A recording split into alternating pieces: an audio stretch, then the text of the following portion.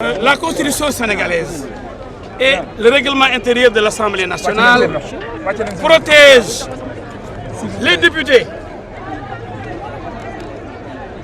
en leur accordant une immunité parlementaire.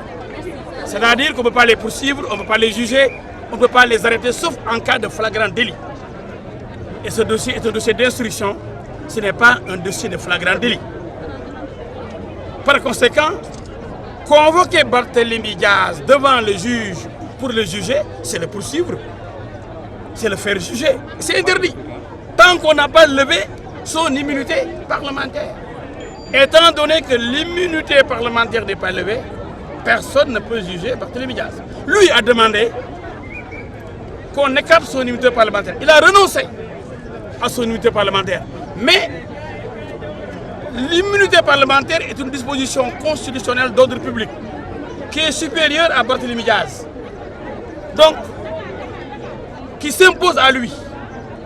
Par conséquent, renoncer à son immunité parlementaire ne permet point au juge de le juger. Barthélémy est brave, il est courageux, il veut en finir avec cette affaire, il a souhaité être jugé, mais la loi s'y oppose.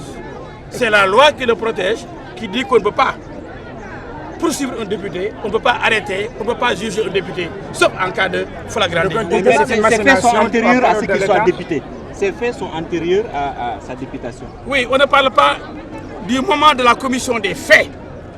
On parle de la qualité de député. Dès qu'on a cette qualité, on exerce les fonctions de député, vous êtes protégé. C'est le député qui est protégé.